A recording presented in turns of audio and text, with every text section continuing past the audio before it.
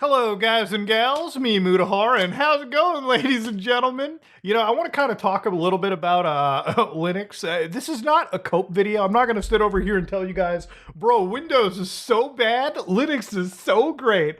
I think that you as the audience should know the actual reality of what it means to be a Penguin lover. Now, I've been using the Penguin for years now, okay? You know, a while back I made this video, this virus investigations, which if you want some more virus investigations, let me know in the comment section below. I'd be glad to make that. Obviously, as you all know, I do want to make a lot of that content that I was making that people really enjoyed. And yes, let me know if you want, especially something specific. But back then, I made this video where like this infamous Muta face came out of. And the concept of this virus investigations was like, I ran a virus where like it locked everything in my computer down. Until I played a game of PUBG, okay? If you don't remember PUBG, it's PlayerUnknown's Battleground, okay? One of the most popular battle royales back in the day. The thing about it was to make that video, I had to find a way to make a gaming system that I could run a virus on that wouldn't harm my personal information. So I made a virtual machine that allowed me to pass my graphic card to it. And then I could run games like PUBG. I played it on the video. I freed myself from the virus, but ultimately the big part about it was to just show you how you could run a computer within a computer, almost like it's the Matrix even. Now, ever since then, I've been a Linux user, but those virtual machines have been super important to me. And until recently, I have not used those virtual machines any longer. In fact, I don't even have any more virtual machines of that style any longer. But that's a video for another time. The reason I needed those machines was ultimately, as much as I hated Windows, I still fucking needed Windows to play certain games.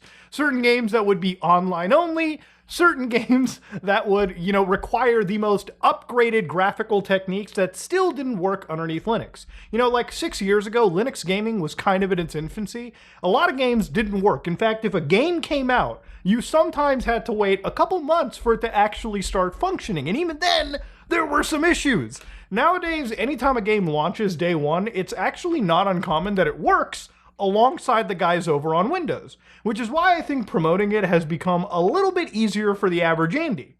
Now, this is a YouTuber that you guys may know as Jay's 2 Cents, for instance. Jay's 2 Cents is a very popular YouTube channel, 4.2 million subscribers. The guy is a big dominant force when it comes to talking about video game tech. And a month ago, he made a video where he talked about like Linux gaming. And that video did really well. He actually brought a lot of people into the world of Linux gaming, which is awesome to see. I've been doing this shit for years, okay? So when he started having problems a few days ago, I realized, yeah, it's worth talking about. So to give you an idea, ladies and gentlemen, there are some issues that he brought up and some that I want to kind of dive into. Anyways, though, when it came to Jay's video, for instance, he brought up video game cheating, which is a huge problem. He talked about it. There have been issues with games like Battlefield 6. Now, I like Battlefield 6. I played a little bit of it, not a whole lot, because guess what, guys? My computer can't run it. Not because I don't have the hardware, it's because being a fucking Linux user, the anti-cheat butt fucks me to no end. Now, there's been a lot of talk of cheating in this video game. One of the most popular clips that I saw, like a few days ago, was this clip from apparently what is known as a cat girl. Now, I don't know if this is a lot of Adderall, or some people call it aim training, or whatever the fuck they call it these days, but they were snapping onto people. So for instance, this clip right over here, if thank God we use the playback feature, there was one sus clip where after killing this guy, they locked onto somebody behind a rock, and then immediately strafed out to whack this person. Now, some people have said this is cheating, some people have said this isn't, but I'm gonna give you guys a hot take here. I don't care if this person cheated, because if I play against somebody with that level of skill, even if they're snapping onto my head, I just don't play the game. I suck at multiplayer games these days, and I'm not afraid to admit it, okay? I'm getting older, so I'm just bowing out gracefully here. But let's imagine this person is cheating, right? Obviously, there's an incentive for a lot of content creators and people to clip farm these days, so, you know, it's not like we haven't seen cheating in the pro circuit before. It's happened. And according to the guys over at Battlefield, the guys over at EA, Anti-Cheat Ward, they actually did say during the time that the open beta had launched for Battlefield 6, their anti-cheat engine, which is kernel anti-cheat, which obviously I and, well, plenty of other people have issues with, prevented 330,000 attempts to cheat with their tools. So again, in a beta, we are cheating. We have cheats in the 6 figures. Now, obviously, even players who were playing on a Windows system, right, which is the actual supported operating system, this is one of the error messages that one user ended up getting. The application has failed to start, that was Battlefield, due to general software incompatibility. Please uninstall the following software, Valorant. So because Valorant had its own anti-cheat, Vanguard, which we talked about, now the anti-cheats are fighting, okay? The girls are fighting, guys. We might need to have a different computer per AAA game that comes out. You really do have to pick and choose which one you play. Now, obviously, this is probably like an issue that I think both companies will sort out because I don't think we should ever be at a point where game companies, you have to pick and choose which company gets to sit in the deepest part of your computer. Now, obviously, according to, again, Jay, the way that he discusses this is clearly the world we live in. There's a lot of cheaters that unfortunately live in the gaming space. And the way that a lot of these cheats tend to work is that, obviously, you know, it used to be that cheats ran in user mode, right? Where anti-cheats could also run in user mode. So basically, if an anti-cheat was running, it could see, you know, cheating software do unsavory things. So the way that cheating works in video games is every time you're connected, right? There's a server that stores information and the clients store a world state. That world state can consist of enemy locations. Even if you don't see an enemy on your screen, it's not as if your client doesn't know where that enemy is. So what happens is a cheating software looks through that memory and it figures out where that person is, and it allows you to create aimbots or ESP hacks that let you see through walls. A good example of this is a game known as Cheater's Cheetah, which if you've never played, it basically gives cheats to every single player, and it's got its own sort of, everyone has cheats, okay? Everyone is cheating. Let's see who's the best cheater of them all. So this is a good example to see what cheating looks like without actually cheating in a multiplayer game. Now, some cheats decide to go into the kernel level. So obviously an anti-cheat has to also go into the kernel level to identify if a piece of software is doing something unsavory. And of course, one of the big problems, if you're not picking up what I'm putting down, is Linux does not support any of this. One of the biggest reasons why I've stopped playing games like Rainbow Six Siege or Grand Theft Auto Online, both games that I've played since their inception, is mostly because I can't run them on my system anymore. I'm a Linux guy.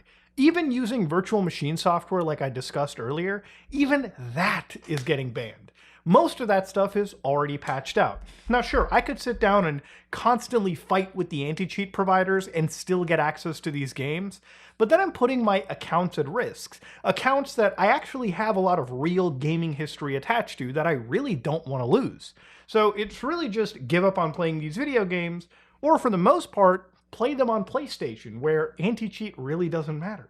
Now, none of this stuff really actually touches upon the real cancer in the gaming space, which are like DMA-based cheats, where scumbags stick, you know, actual PCI cards inside their system and are reading memory through a different computer and modifying things around. Those people are the biggest scum on the gaming space. And ultimately, you'll never really solve the cheater problem. This is just something where if you're a Linux user, the hardest thing to recommend to somebody who wants to go on Linux is, especially if that person plays some of the most popular multiplayer shooters right now.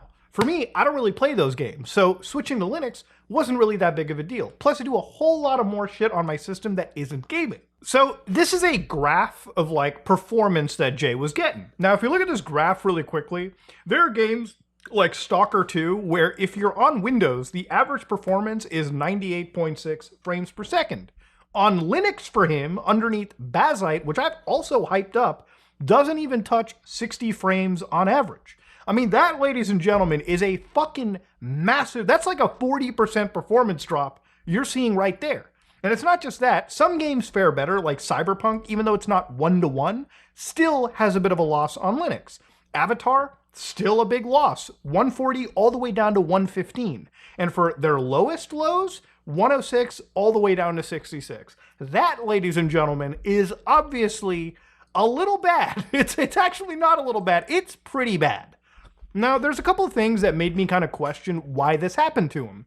And the thing about it is obviously one of the big problems with things like Linux, and this is something that is an issue that I've talked about ever since I've discussed Linux, is that there is a lot of different like flavors that you can get access to.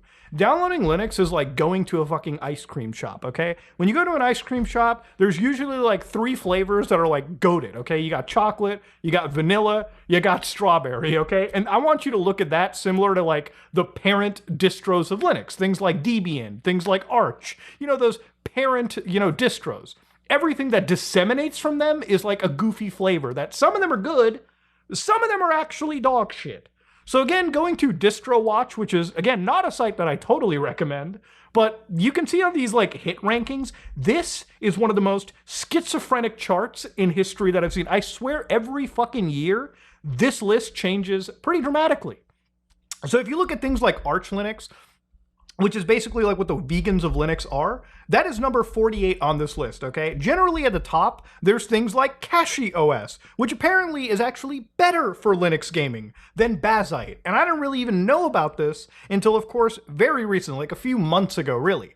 There's also Mint, which is what I use, and I highly recommend because it's the most simplest shit to run. I never really tell people, go get a gaming version of Linux, okay? Because generally that has its own issues. One of the videos that I made like a while back, about a year ago, was how to switch to Linux for beginners. And this is a 30-minute video where about 1 million people watched it. And I'll be real, I think 1 million people watched it because there's genuinely individuals that want to switch over to Linux. But it's like, how the fuck do you do it, right? Like there's so many different flavors that you can get. And I always recommend Mint because it's just the simplest thing to do. One of the scariest things that you can do in gaming history, one of the scariest things ever, this is scarier than any horror movie you're about to see, this screen right over here. This is what we call a terminal shell. For a lot of people, this is a really scary thing to see, okay? Because it's confusing, okay? They're like, what do I do? You know, how do I navigate this like terminal? What do I do? And the thing is, it's not scary to use this. If you know how to use this, it's like the ultimate tool. You type in one command, you can do 60 things on your computer.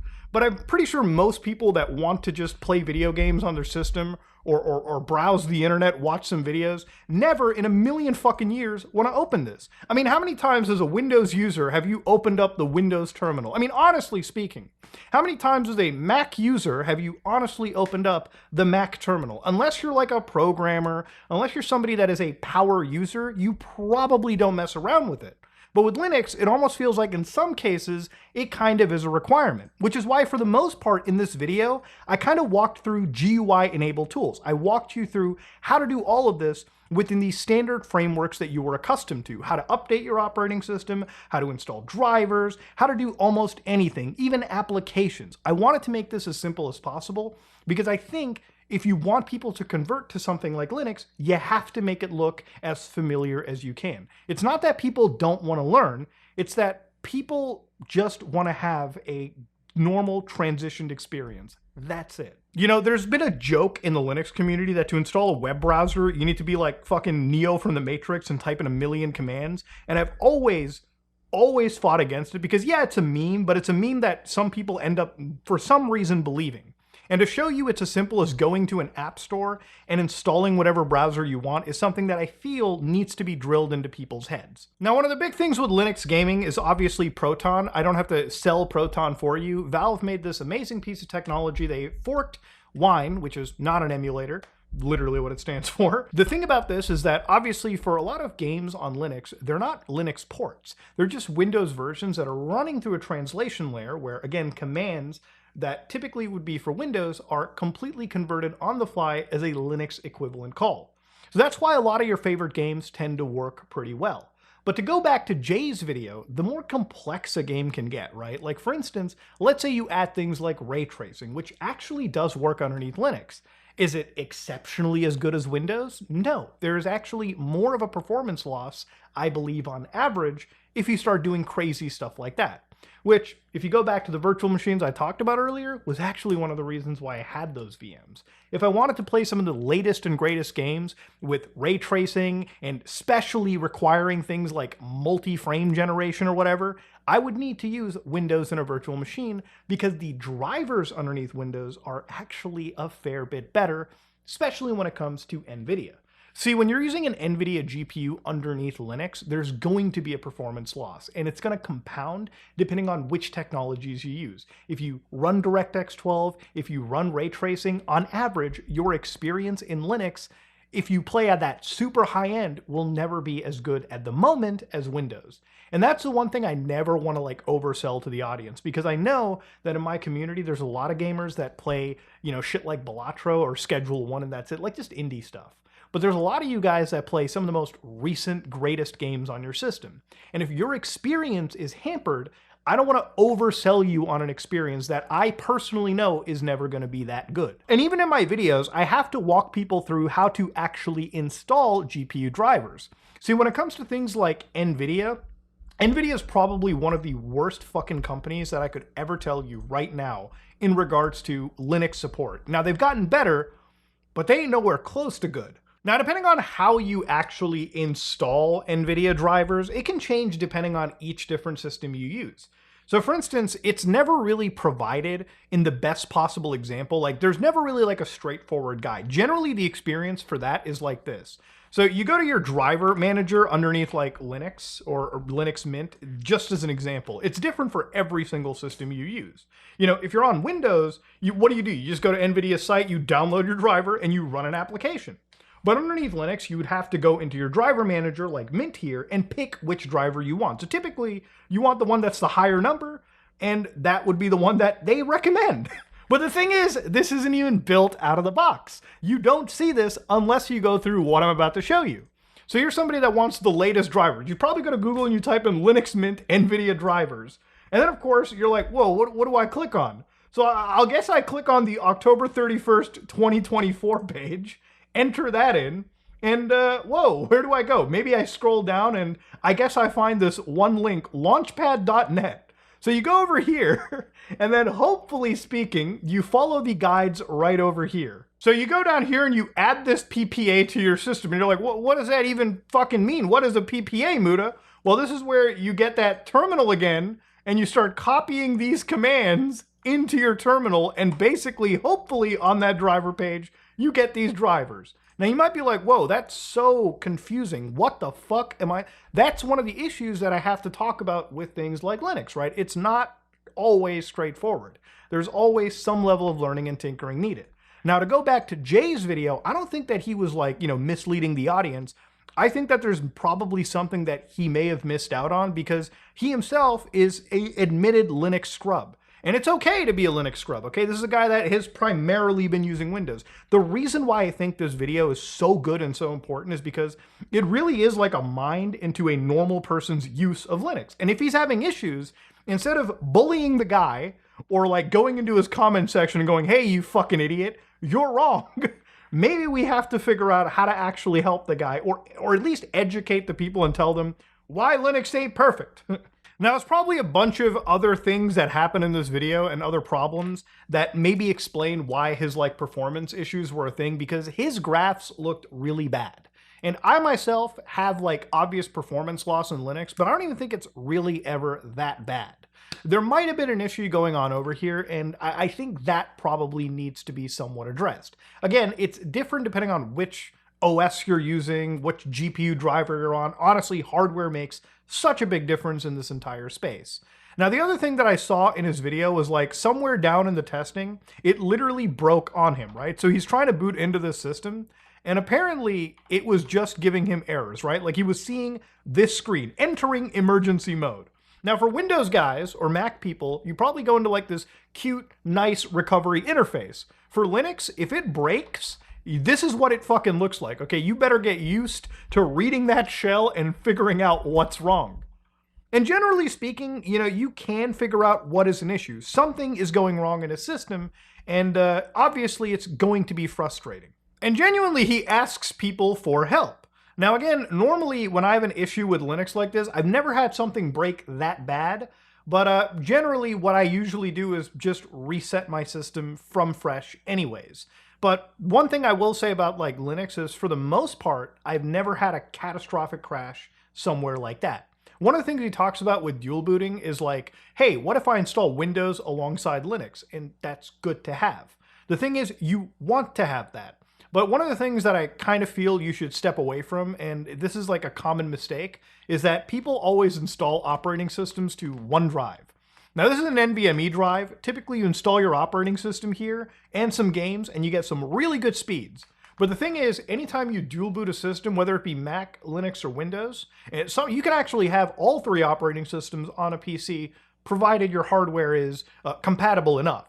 But the thing is, if you install all of your operating systems to the same drive, one issue that Windows has is it basically is a greedy fuck and tries to eat every single partition and just destroy your bootloader.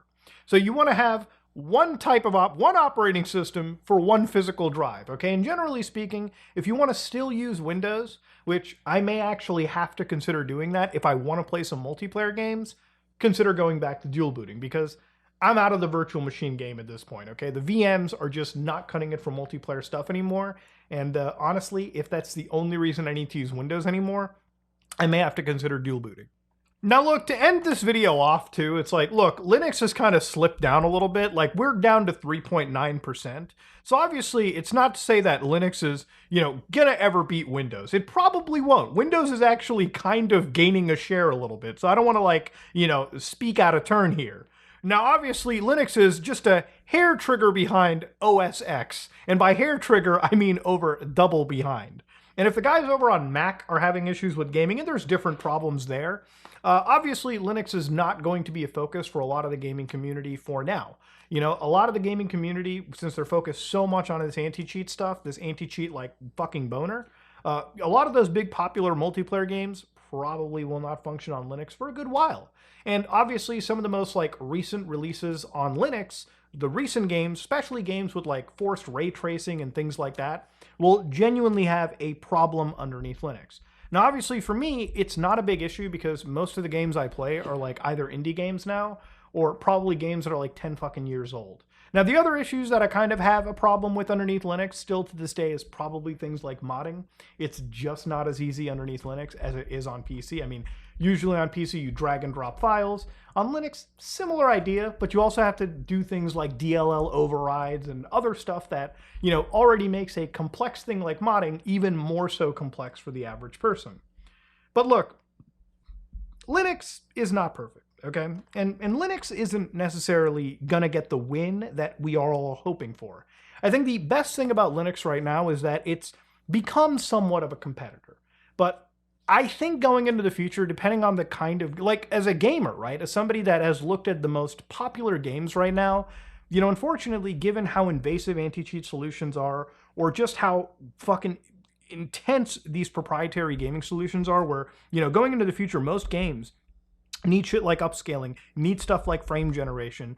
A lot of games now are forcing ray tracing. A lot of these things are, again, hurdles that have set back Linux gaming a fair bit. But these are hurdles that, you're gonna have to figure out how to overcome. Otherwise, this big advantage that I guess we've gained, this big momentum, just kind of slows down.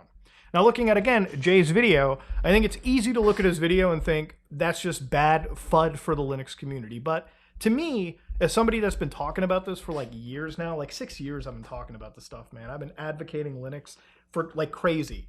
Watching a video from Jay showed me the absolute normie perspective of what it looks like for somebody who's just starting out on the Penguin. And sometimes it really ain't that pretty. But one thing that I do want to see is, obviously, I think the community should somewhat band together. And if you're considering switching, just know it's not going to be perfect.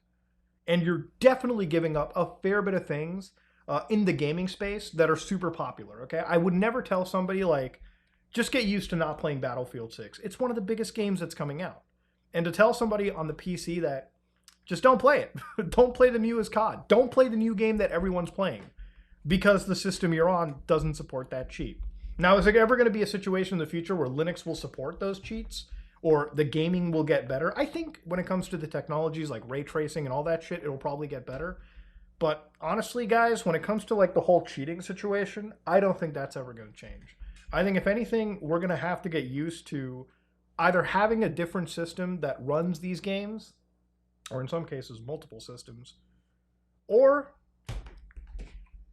get another drive, put it in your system, install Windows on it, and start dual booting.